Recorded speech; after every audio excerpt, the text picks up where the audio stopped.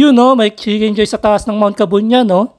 What's up sa inyo mga fans? So, dito tayo sa Mount Kabunyan. So, ito, no, akitin natin yung Mount Kabunyan. Pero syempre, sa una, briefing muna tayo kung ano yung mangyayari na expect natin. And ayan, may mga kahoy dito, mga stick na pwede natin gamitin. 30 pesos lang yan. Since wala naman akong dalang pang stick talaga. So, ayan, ito yung napili ko. Pang tulong to sa hiking. So, malaking tulong yan para hindi lagi itong kamay paalang. So, ayan, no, para kami mga nasa Squid Game. Iba't ibang color. May pink, may green. So, ito yung view na may kita nyo muna sa pinaka, yan, may barangay pa muna yan. May community muna sa baba yan. So, isang pababa na puro hagdan muna yung ma-experience. So, ito, no, ito na. So, ayan yung mga hagdan sinasabi ko. Ayan, meron kaming pink, may blue. So, panay ulan yan. Dire-diretso kasi may habagat. So, uulan, mawawala, uulan, mawawala. So, ito yung unang bridge over water, over troubled water. So, yan yung falls. Ang saya lang dito kasi hindi siya masyadong maaraw. Pero actually, na-expect ko umaraw eh. Pero wala talaga yan. Dito kami sa Mount Kabunyan, hindi kami sa falls. So, yun dapat ang susundan naming direction. So, yan nga, no, para kami na Squid Game dahil sa mga kapote namin. May pink, may green. So, ito yung view na so worth it naman, no? Medyo nakakapagod din talaga dahil nga umuulan-ulan, pero syempre smile pa rin tayo kahit medyo nakakapagod na. So inunti-unti lang natin inumin yung tubig yan. Peace sign pa tayo dyan. So yun na guys, no? Nakakaganda talaga ng view, lalo kapag nagki-clearing yung clouds. So ito rin yung mga puno na may kita nyo tataas. So ito yung mga maliliit na falls kasi ang daming falls sa taas na may kita nyan eh. So ayun yung mga falls. So yan, nagki-clearing minsan yung ulap, minsan nagkakaroon, minsan nawawala. So ito is 1,400 above sea level na kami. So ito another bridge over troubled water. Ayan yung falls sa baba. Kasi ito ang gaganda naman ng view. Ayan yung mga ibang kasama ko, si coordinator namin. Tapos ito yung mga pine tree, ang ganda rin dito. Ayan, tree hugger tayo para at least nakakawala raw ng stress yan eh. Lalo pag wala kang sapatos sa suot. Kung nakatapak ka lang, nakayapak ka lang, tapos akapin mo yung tree, nakakawala raw ng stress yun. So yan, para na ako si Gandalf dyan, pagod na pagod na. Pero grabe dahil sa sobrang ganda ng view, nawawala naman ng pagod. So ito, no, meron kaming tubig daw to, pure fresh water. So okay lang daw inumin. So yan, tataray ko yan, tatest ko yan kung hindi nasakit tiyan ko. Tsaka wala nang tubig eh. So no choice na, kailangan ko talaga uminom ng tubig. Tapos konti lang yung pagkain na dala ko. Nagugutom na rin ako dyan eh. So inumin na natin, sa bahala na. Tsaka sanay na rin naman yung tiyan ko sa mga ganitong hiking, sa may mga kuha kong tubig, iniinom ko rin naman talaga. Ayan, si Chicken Joy, grabe, pagkakit namin, gutom na gutom kami. At may nakita kami may nag-Chicken Joy sa taas. So ayan, no, you can add days to your life, but you can add life. So ayan na, inalok kami ng Chicken Joy. So sino ba naman kami para tumanggi sa grasya ng Chicken Joy at gutom na kami. So inalok kami ni ating mabait. So syempre kinuha na, pinagati-hatihan na yan. Ayan na si Chicken Joy. At syempre unang kagat ko ng pagkain ko, na totoong pagkain, dahil wala nga akong dalang pagkain, nakalimutan ko. At may gravy pa silang kasama.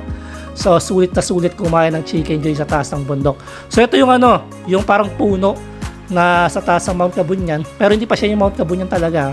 Ang ganda ng view rito. So hindi pa talaga to yung peak. So ayan, makikita kung pag nagki-clearing, ganda ng view. So ayan, picture muna.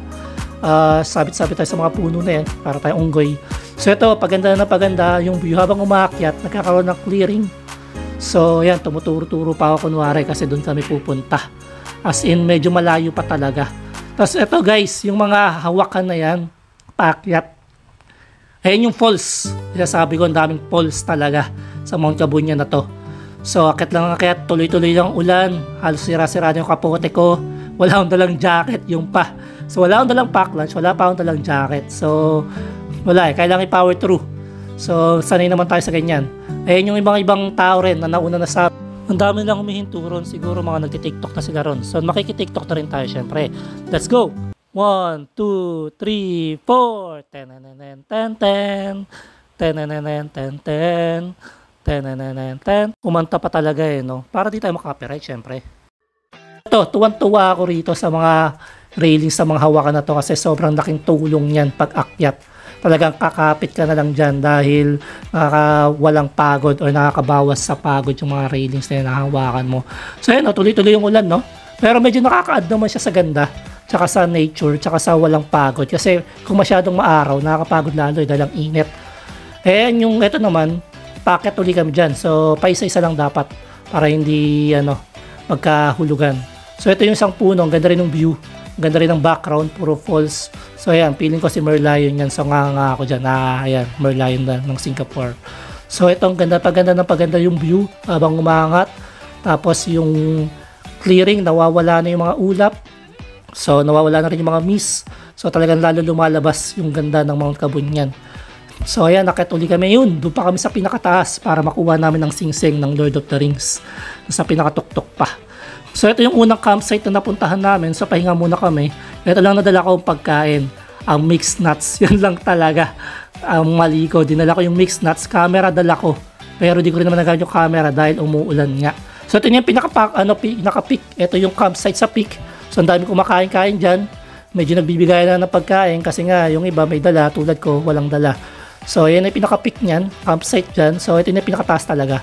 So syempre, picture-picture, video-video. So buti lang nawawala yung clearing kasi pag puro clearing yan, puti lang makikita mo dyan. Wala kang makikitang magandang view. Kundi puro ulap lang. Which is sad naman yung kung ganun lang. So ito yung puno na kabagsak. Ewan ko kung binagsak ba nila talaga yan or pinatong lang nila nung bumagsak or na ng lightning. So ayan, ayoko nang masyadong umusog dahil baka delix. So yan yung peak natin, no. So ayan, pababa na ako. Hindi na ako nag-video ng pababa kasi pabilisan ng pagbaba to. Unlike ng pag-akyat, pwede kang mag-video. So ito yung pinakailangan ko, drink pure water dahil wala na rin akong tubig dito. Kaya yung una kong makitang store sa baba, binilhan ko na. Ito yung baboy na nakita ko, sobrang laki.